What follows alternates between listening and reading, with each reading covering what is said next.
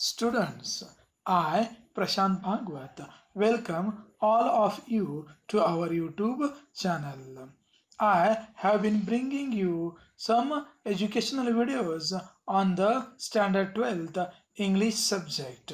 In this video segment, I am going to focus on the story An Astrologer's Day. It is a story written by R.K. Narayan. An Astrologer's Day is a thriller and suspense short story by the great Indian English writer R.K. Narayan. But before moving forward, I would like to request all of you to subscribe our channel and press the bell icon so that you will get more educational videos. An Astrologer's Day. This story begins with the astrologer spreading out all his professional equipment at his usual place of working on the road. His equipments consisted of cowrie cells, obscure mystic charts, notebook, and a bundle of Palmyra writing. He was looking impressive with sacred ash and vermilion on his forehead. His eyes were sparkling because of a continual searching look for customers. He wore a saffron colored turban around his head. This color scheme attracted people to him. He sat under a tamarind tree on the way to the town hall park. This road was always crowded as people were moving up and down throughout the day. All kinds of trades could be seen there, like medicine seller, sellers of hardware and junk, magician, etc. An auctioneer of cheap cloth and a vendor of fried groundnut made life uneasy for others with their loud noise to attract the customers. The astrologer was doing business by the shop lights around him. There were no municipal lights. The area was confusing crisscross of light rays and moving shadows. This suited the astrologer very well. His talk to the customers was pleasant and astonishing also. He acquired his mastery in talk with his study, practice, and clever guesswork. He was honest in his work and deserved the money he earned at the end of the day. He had left his village without any previous thought or plan. He would have carried on normal life of a villager with works like tilling the land, living in the village, marrying there, and ripening his field. But he had to leave his home and village without telling anyone. He walked a couple of 100 miles and settled there. He had analyzed human troubles like marriage, money, etc. He had great perception skill. He would understand what's wrong with people within 5 minutes. He would potentially listen to people for 10 minutes. Then he would bombard them with many questions like, you are not getting good results despite hard work.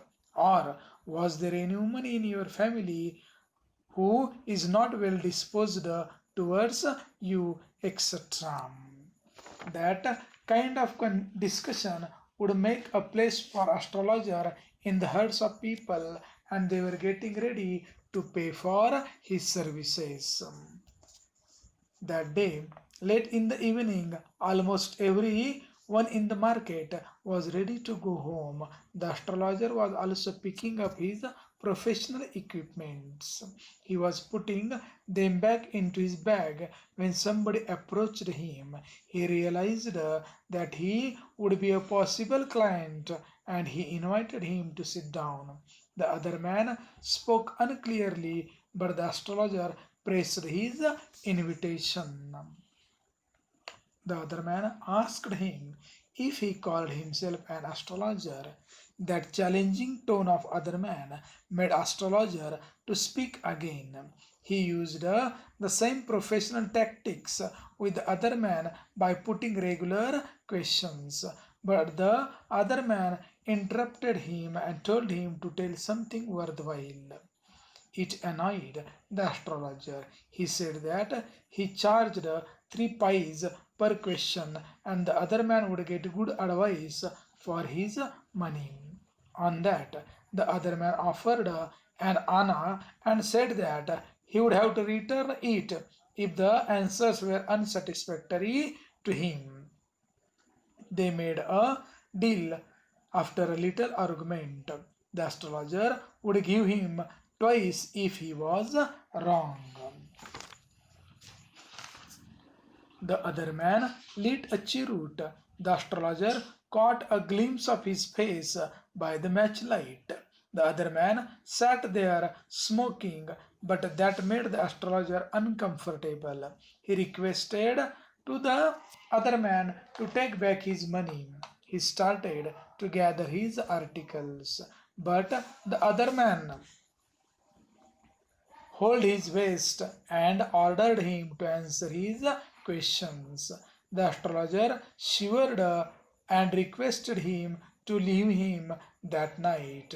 The man wasn't in any mood to let him go. The astrologer left with no option. He restarted his regular style. The other man again stopped him and asked him if he would succeed in his search or not. Otherwise, he would hand over him all the money. The astrologer demanded a rupee for the convincing answer. After much bargaining, the other man agreed. The astrologer told him that he was left for dead. The man agreed. The astrologer asked if he was attacked with a knife. Again, the man agreed and bared his chest to show the scar. The astrologer told him that he was pushed into a well to die.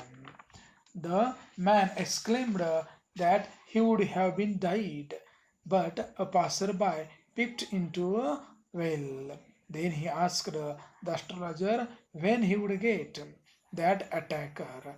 The astrologer answered that he would never reach up to that attacker because he died 4 months ago in a remote town.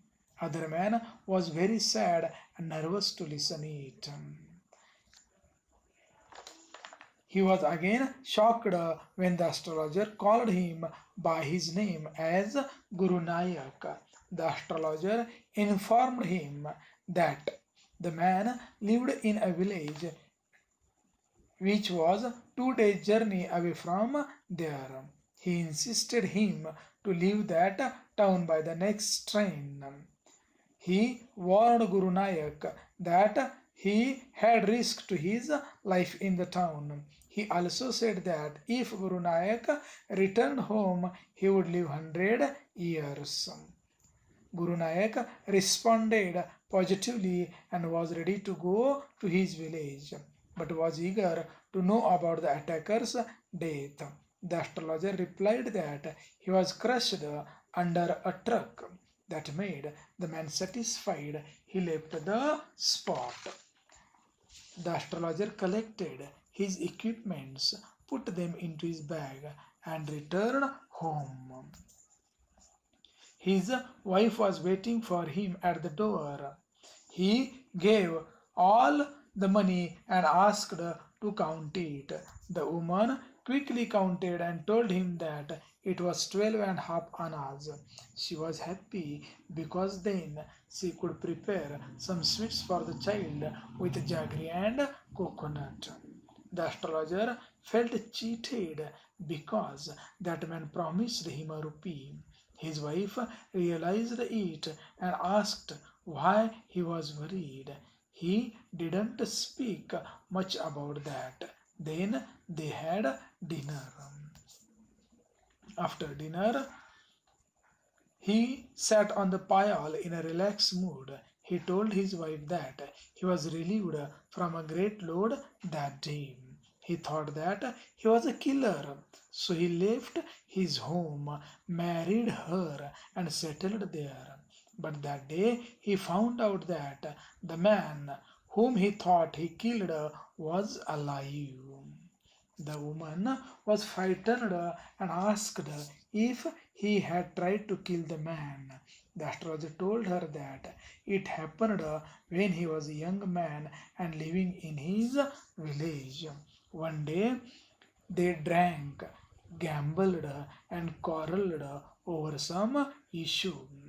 But he was happy to learn that he was alive, and then he was relieved from all kind of sins. He stretched himself on the pile to forget all those bad memories.